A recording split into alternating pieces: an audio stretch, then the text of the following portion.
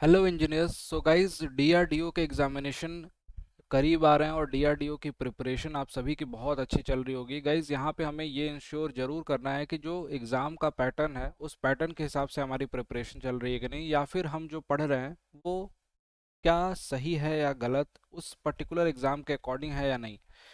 आइए समझते हैं यहाँ पे एग्ज़ाम का पैटर्न और एक बार ध्यान से देखते हैं कि हमें कितना समय मिलने वाला है इस पर्टिकुलर एग्जामिनेशन में। गाइज, आप सभी को पता होगा कि यहाँ पे जो टीयर 1 होने वाला है वो क्वालिफाइंग है, केवल क्वालिफाइंग है, यानी कि यहाँ पे आप क्वालिफाई कर गए तो इनके मार्क्स जो हैं वो आपके टीयर 2 में नहीं जुड़ेंगे। इसका ये मतलब बिल्कुल भी नहीं है कि यहाँ पे आप कम नंबर लाओ तो भी क्वालिफाई हो जाओगे। यहाँ पे लगभग 8 गुना बच्चों को सेलेक्ट किया जाएगा जितने फाइनल सेलेक्ट करने हैं। उसके बावजूद भी यहाँ पे मैं आप सभी से बोलूँगा कि यहाँ पे आपके साथ कंपटीशन बहुत अच्छा खासा रहने वाला है, एक हेल्दी कंपटीशन होने वाला है, क्योंकि इस एग्जामिनेशन के लिए बहुत सारे बच्चे प्रिपरेशन में लग चुके हैं। स्पेशली बात करूँ मैकेनिकल इंजीनियर्स की और हमारे ईसी इलेक्ट्रॉनिक्स वाले बच्चों की, इलेक्ट्रिकल वाले बच्चों की, कंप्यूटर साइंस वाले बच्चों की, क्योंकि उनमें वैकेंसीज अच्छी खासी हैं। तो वहाँ पे जो बच्चे प्रिपरेशन नहीं कर रहे थे वो भी बच्चे पढ़ने लगे हैं। तो यहाँ पे देखिए, ध्यान से समझना हमें ये है कि यहाँ पे क्वेश्चंस जो आपको मिलने वाले हैं, नंबर ऑफ क्वेश्चंस, ये टोटल नंबर ऑफ क्वेश्चंस तो यहाँ पे 120 रहने वाले हैं। और आपको 120 नंबर भी दिए जाएंगे इन 120 क्वेश्चंस के लिए। लेकिन यहाँ पे सबसे कंसर्निंग जो पॉइंट था मेरा वो ये था, 90 मिनट, केवल 90 मिनट का समय यहाँ पे दिया जा रहा है आपको पूरे के पूरे पेपर को, 120 क्वेश्चंस को करने के लिए। और इस 120 क्वेश्चन में आपका जो टाइम टेकिंग जो पोर्शन होगा, जो आपका समय थोड़ा सा ज़्यादा लेगा, वो आपका क्वांटिटेटिव एप्टीट्यूड वाला पोर्शन होगा, रीजनिंग वाला पोर्शन होगा, और उसके साथ साथ कुछ थोड़ा बहुत टाइम अगर बोल सकते हैं तो लगेगा जनरल साइंस में। अदरवाइज यहाँ पे जनरल अवेयरनेस और इंग्लिश वाले पोर्शन में बहुत ज़्यादा टाइम आपका नहीं लगता है।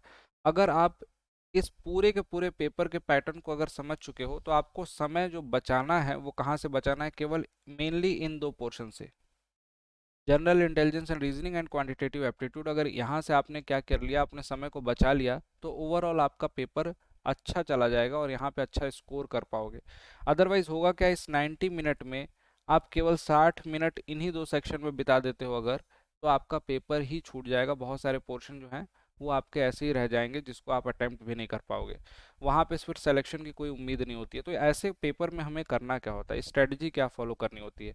पहले आप जब अटेम्प्ट करना स्टार्ट कर रहे हो तो वन गो में जो क्वेश्चन सॉल्व हो रहे हैं, जो आपको डायरेक्टली देखते के साथ स्ट्राइक कर रहा है लॉजिक उसका, उसको सॉल्व कर पा रहे हो, तो उन क्वेश्चंस को फटाफट आप सॉल्व करते जाइए। चाहे वो क्वांटिटेटिव एप्टीट्यूड का हो, रीजनिंग का पोर्शन हो, या फिर जनरल अवेयरनेस का हो, इंग्लिश लैंग्वेज का हो, जनरल साइंस का। हालांकि ऐसा बहुत कम होता है कि 90 मिनट के पेपर में आपको दोबारा से पेपर देखने का समय मिल जाए, बहुत कम होता है, रेयरली। बहुत सारे लोग बोलेंगे कि एक बार पूरा पेपर कर लिया था, दोबारा देख लिया।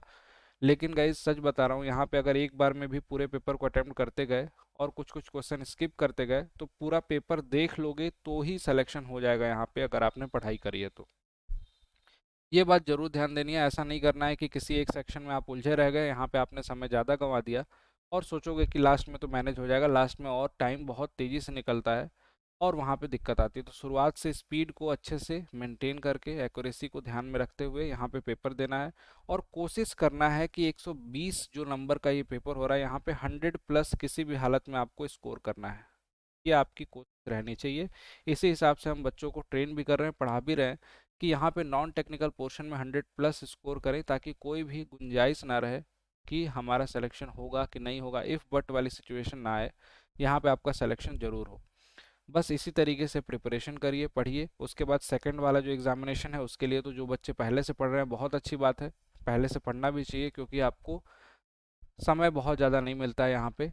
तो अगर पहले से ही प्री प्लान्ड वे में पढ़ रहे हो, तो आपके सब्जेक्ट हैं, कोर सब्जेक्ट हैं, उनके लिए, इनफैक्ट आपके एसएससी जेई के एग्जामिनेशन होंगे के लिए तैयारी कर रहे होंगे, तो ऑटोमेटिकली ये तैयार हो रहा होगा पोर्शन, तो अच्छी बात है। लेकिन इसके लिए अभी आपको समय देना है डीआरडीओ में, चाहे मैकेनिकल ब्रांच हो, सिविल, इलेक्ट्रिकल या ईसी, सीएस, कोई से भी ब्रांच हो, सभी बच्चों के लिए बोल रहा हूँ। यहाँ पे आपको कायदे से यहाँ पे सब्जेक्ट क्लियर करने हैं।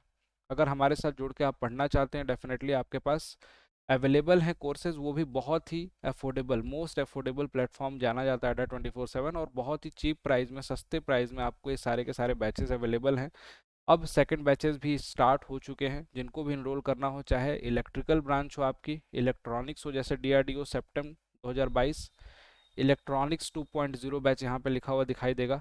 ठीक है, 26 सितंबर अभी जस्ट स्टार्ट ही हुआ है।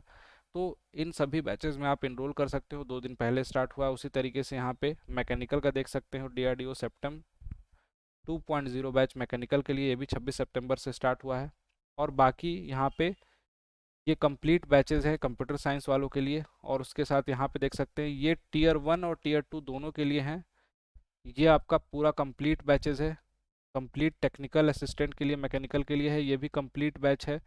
यहाँ पे इधर देख सकते हैं ये Tier 1 के लिए है। किसी को अगर Tier 1 के लिए बैच चाहिए, केवल केवल Tier 1 फोकस करना है नॉन टेक पे, तो उसके लिए भी अवेलेबल है। और इन सभी बैचेस को कैसे ज्वाइन कर सकते हैं आप, उसके बारे में ज़रूर बताऊंगा मैं आपको। अड्डा 24/7 के एप्लीकेशन पे जाइए आप, और ऐप डाउनलोड करने के बाद गाइज आपको वहाँ पे एक सेक्शन दिखाई देता है। जैसे ही ऐप डाउनलोड करते हो वहाँ पे आपको गेट एंड इंजीनियरिंग सेक्शन दिखाई देता है।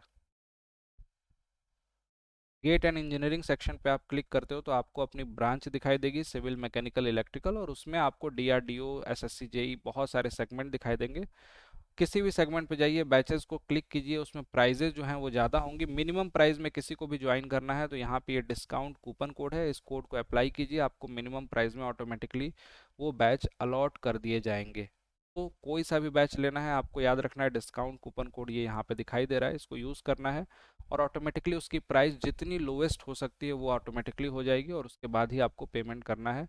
बाकी सिविल के लिए बहुत सारे बैचेस, SSC JEE के लिए बहुत सारे बैचेस अवेलेबल हैं, और इन महापैक्स में आपको हर एक बैच अवेलेबल होता है। Civil engineering, electrical and electronics and mechanical, और सारे के सारे बैचेस जो हैं वो अफोर्डेबल हैं, 3,000 से कम प्राइस के हैं। डबल वैलिडिटी भी चल रही है, तो इस समय तो और भी अच्छा ऑफर है। जिनको भी ज्वाइन करना हो, अगेन मैं बोल रहा हूँ, you can use this referral code to get this batches on minimum price. एकदम लोएस्ट प्राइस में आपको लेना हो, डेफिनेटली आप यूज़ करके ज्वाइन कर सकते हैं। और सिविल वाले बच्चों को बोलूँगा कि अगर आपको सर्वेइंग, RCC, स्टील, केवल ये 3 सब्जेक्ट आपको ज्वाइन करना है तो इसके लिए भी एक पर्टिकुलर बैच है। और एक रैपिड रिवीजन के लिए भी 900 रुपये के ये बैचेज हैं, अगर आप कूपन कोड ये यूज़ करते हो तो। Thank you so much everyone. Preparation जारी रखिए बहुत अच्छे से, कायदे से। और जितने भी बच्चे प्रिपरेशन कर रहे हैं स्पेशली DRDO की, तो DRDO के प्रिपरेशन में ये ध्यान रखना ज़रूर है, यहाँ पे आपको स्कोर ज़्यादा से ज़्यादा किसी भी हालत में करना है। 90 मिनट का समय आपके पास होगा, और 1.5 घंटे में मैक्सिमम स्कोर करने के लिए आपके पास प्रॉपर प्लानिंग, प्रॉपर स्ट्रेटजी जरूर होनी चाहिए। Thank you so much everyone, thank you. मिलते हैं आपसे नेक्स्ट वीडियो में, बाय बाय।